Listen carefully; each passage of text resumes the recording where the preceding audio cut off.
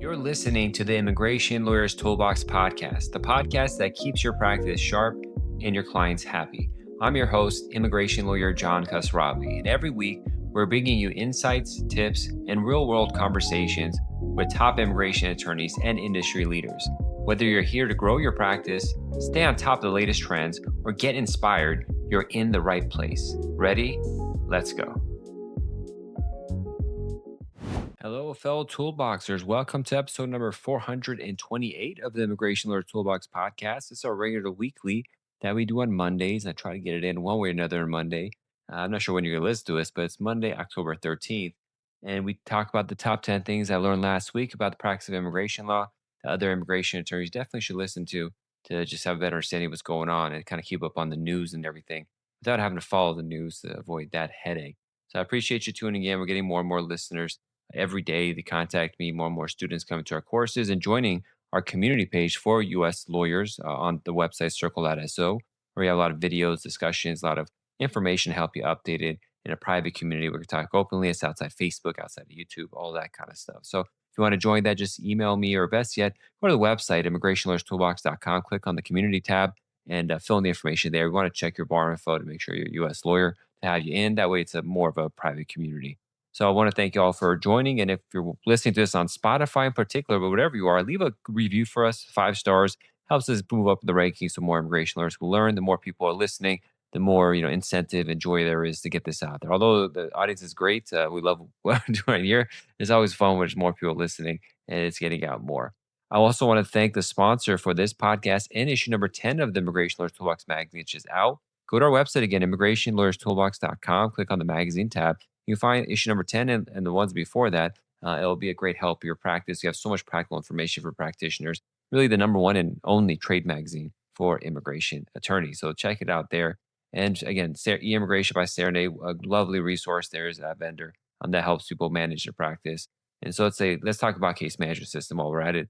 Maybe you're still drowning in spreadsheets or stuck with software that feels like it's from 2015. Our friends at e-immigration recently published an ultimate immigration software buyer's guide. It is exactly what I wish I had when I was shopping for our firm system, with real comparisons of the features that actually move the needle. Head to get.eimmigration.com/resources to grab your copy and pick like a pro. Again, that's get.eimmigration.com/resources. I want to thank them a lot for what they're doing there. And again, for those interested in our community page, that's where we also keep our premium courses. In particular, the popular one is our marriage green card course, how to start a marriage green card practice, or if you're already practicing somewhere, doing removal, how do you go on the USCIS benefits side to handle consular processing, handle the consultation to catch inadmissibility, adjustment of status 245I, and 245 and A, B, C, I, all this part K, all that stuff we talk about there. Consular processing in particular, a lot of lawyers don't know how to do it, but very lucrative area, very complex area, unfortunately. It shouldn't be as complicated, but it is. So it's something to do. Plus I-130s and a lot more. I-751s and 400. You can make a whole practice out of it, which is what I've done, and I'm loving it. So and along with that, we're doing certain combos right now for reach out. We're throwing the EB1A course in there. We had a review that said, "Hey, John, hope all is well. Just finished the EB1A course. I'm very pleased. Love that you avoided the lecture form, made the whole course a very hands-on experience. Thank you so much for putting it together." As a paid student, did it on its own. So I was really appreciated having there. So having said all that, let's get the show started. None of the information here is provided as individual and legal guidance or advice. Please consult with an attorney about your case. And with that, let's get it started. So number one, the top 10. This is a disturbing one. Headline reads from abovelaw.com. Immigration attorney critical of ICE receives temporary restraining order preventing search of his phone. So apparently this immigration lawyer who's practicing removal defense, kind of challenging the government, Andrew Latarulo, was on his way home from Aruba when his iPhone was seized by a Homeland Security Border Control at Boston Logan International. Boston and Chicago are some tricky airports. We want to avoid there if possible. Perhaps Boston in particular has had some really spats with wild stuff in the news. So I definitely want to avoid that one. Lecter's a well-known immigration attorney in the Boston area. His clients include the father of a 4-month-old who was arrested by ICE, drew public scrutiny. So he's doing high-profile cases. They grabbed his phone. He filed a lawsuit alleging violations of his First and Fourth Amendment and filed an emergency motion seeking a temporary restraining order. And that fight's going on I think for now they're supposed to give up the phone or not access it. But that's a disturbing trend. A lot of colleagues talked about, hey, should we take our phone with us if we're traveling or not? Is it dangerous? A lot of people are coming and says it's not an issue. I do think it is a high profile thing of like if you're in the news, and I don't know if I don't really talk about controversial stuff here per se. I kind of just repeat the news and stuff. But if you are really doing removal defense and asylum and stuff in the news or battling the agencies and Twitter and stuff, yeah, I'd be hesitant to travel with a phone that's connected to things related to my office. So just log out of your stuff so they can't access it and delete history and stuff like that. And then travel and just get your passwords back and do it again. That's what I recommend if you're worried about travel like that to do. But again, most immigration attorneys are traveling without a problem. Number two, confirm the illegal immigration population is declining. CIS, this is like the number one anti-immigration group, Center for Immigration Studies. I'm on their newsletter to see what's up, so I always get it. And they said, and that's what the terminology they use, but there was a decline in the foreign-born and monthly household survey in 2025. And there's always discussions on whether these stats are correct or not, and CIS is saying no, it's they're really declining. A lot of people, I guess, are self-reporting. They're saying October 8, 2025. The Center for Immigration Studies recently reported, based on an analysis of the government's current population survey, that the immigration population, both legal and illegal, according to them, declined by 2.2 million from January to July, including an estimated 1.6 million drop in the number of undocumented or illegal immigrants. Some have objected, saying the decline was due at least in part to a greater reluctance by immigrants to participate in the survey due to stepped up enforcement rather than an actual decrease in their numbers. But have certain findings that say it's not true in their opinion. They say a job opening and labor first force turnover survey (JOLTS) data shows an increase in people leaving jobs in accommodation and food services and construction to industries with large concentrations of immigrants. So, there's I think that's one of the main tactics is to just scare the hell out of people to leave. I mean, even people who are green card holders and citizens are leaving. That's the problem, and tourists aren't coming in. So we're decimating Los Angeles and Las Vegas with tourist numbers. So it's I don't know, this mechanism is kind of you. What is that saying? You cut your nose to spite your face. Is that saying something like that? So that's that. Number three, there's a consular processing system that's being updated and instituted across the world. Saw it in Nigeria and London, and now Paris, where they're doing a double system for immigrant visa processing, where you come on an initial day where they do document review to make sure you're documentally qualified again with the original. It's not just the MVC portion. But when you go to the embassy, you're documentally qualified. And then you do the medical, and then they allow you to come to another day for the actual interview to kind of streamline it. So if they go to interview, they don't come back and have missing stuff. And so that's what's Paris is being added to that. So be prepared to tell your clients about this double side system. You'll get emails probably explaining it when they get scheduled. But again, be prepared so clients know that it's hard if they have to travel to like Paris, for example, to do it, or they're like, across the country, they got to do these long trips. It sucks to have to go twice. That's kind of harsh. Number four, matter of JHMH decided this October 7, 2025, 29 INN December 27, 278. In making, it's by BIA decision, in making findings of facts and conclusion of law, immigration judges exercise independent judgment and are not required to accept third party stipulations. I believe in this case, DHS and the ICE attorney and the immigration lawyer both agreed to accept it's like asylum case or something like that, and they took it to the judge and say, "Hey, we're both cool with it." The judge's like, "No, I'm not going to do that. I'm going to do what I want to do." And the BI says, "Yeah, the judge is not bound by that." So that's I don't think they ever were per se bound by it, but it just sucks that a judge would do that if both parties are okay with it, especially this government's okay with it. Tip number five, H-1B visa update. New restrictions proposed by the White House to prepare for that. This is in addition to the $100,000 being sued upon. They're looking to redefining the specialty occupation definition, looking at cap exemptions, particularly for people who work, healthcare and universities, and getting rid of that. Overseeing third-party placement issues, which is a big issue, controversial one.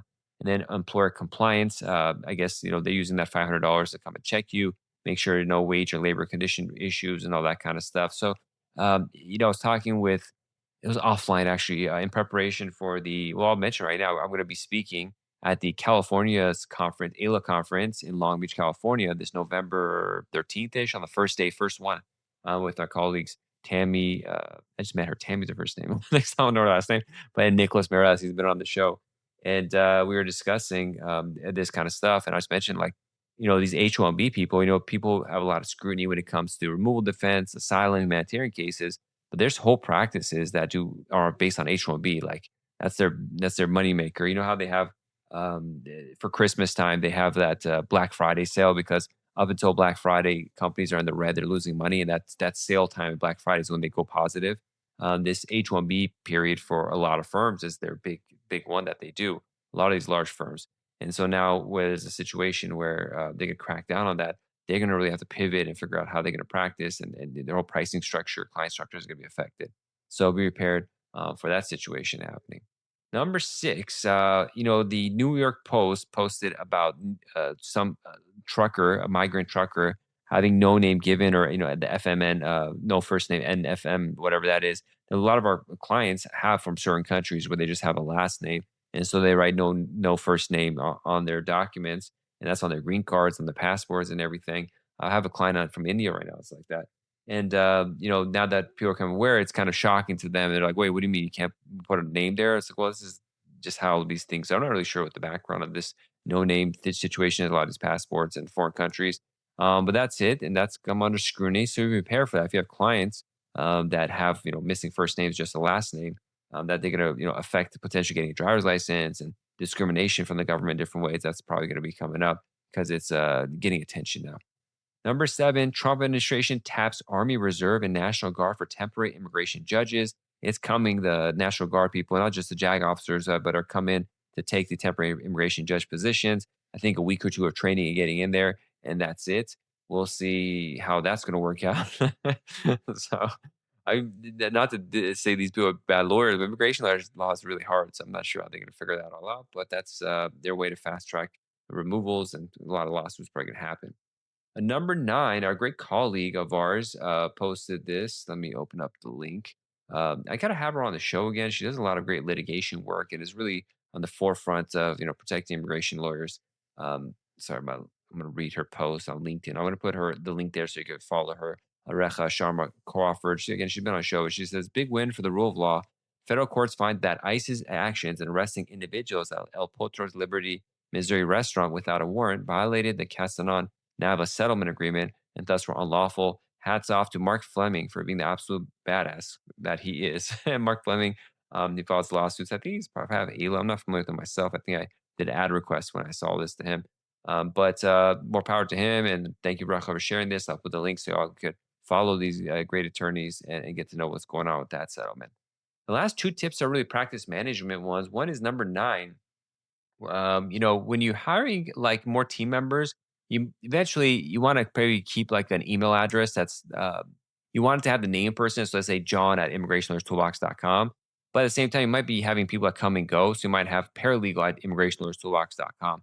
And that was like I'm thinking about how to name these emails that come to clients. And I was asking colleagues in these groups, and one of them mentioned a really good idea, which I didn't know existed. Apparently, Google, you can make things called Google aliases. So we got our email system through Google and business email, and up to I think 20 aliases can be used for a person. So I could have it where it's like accounting at immigrationlawyerstoolbox.com, but it goes to my info at immigration lawyers, my main email, but it has an alias on that people see and could use that. So I thought it was really interesting. So team members might have like paralegal at immigrationlawyerstoolbox.com, but then you can make this alias that's like Jennifer at immigrationlawyerstoolbox.com.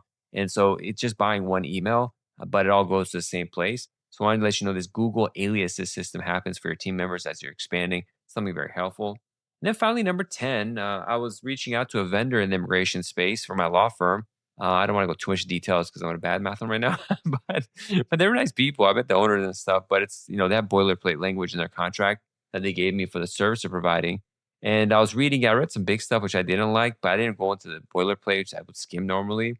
But I'm like, you know what? Let me put this in ChatGPT. And when we put it in there, they had just waived like, oh, if we do illegal stuff or intentional torts and all this kind of stuff, it's waived. You can't hold us reliable. I'm like, what kind of crazy language is this? Why would you even do that?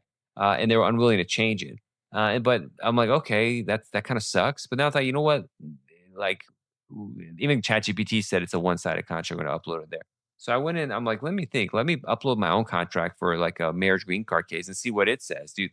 Because in my perspective, I've written this. I've seen it a million times. I have my own, perspective and subjective review of it, what I think about it.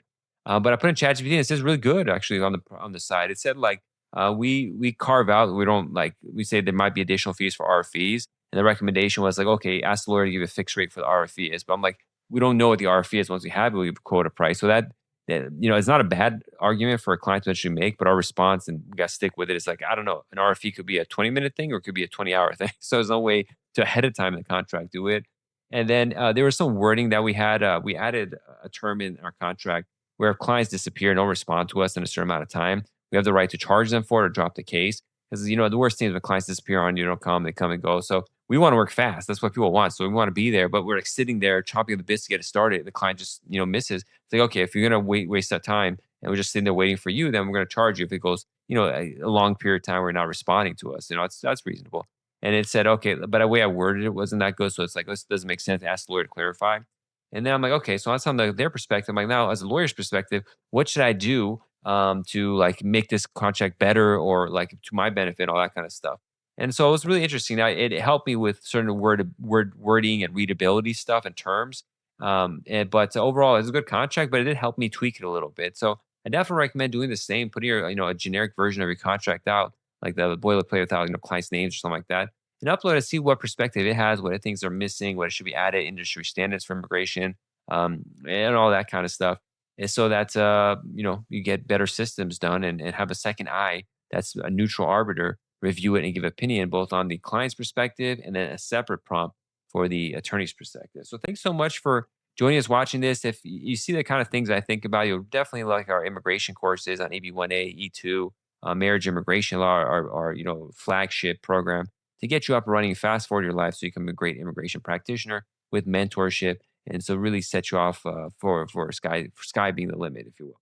I'm immigration lawyer John Khosravi of the Immigration Lawyers Toolbox. Please join me if you're going to be in California's AILA conference in Long Beach next month. Let me know. I'd love to see you in person. I'm at the first event that's there. So please come and talk with me or listen in and happy to meet in person, take a photo. It would be great.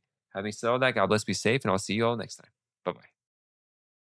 If you like this episode, follow us on Instagram. Our handle is Immigration Lawyers Toolbox, where we post the latest statistics, tips, and more. And stay tuned for more from the Immigration Lawyers Toolbox podcast.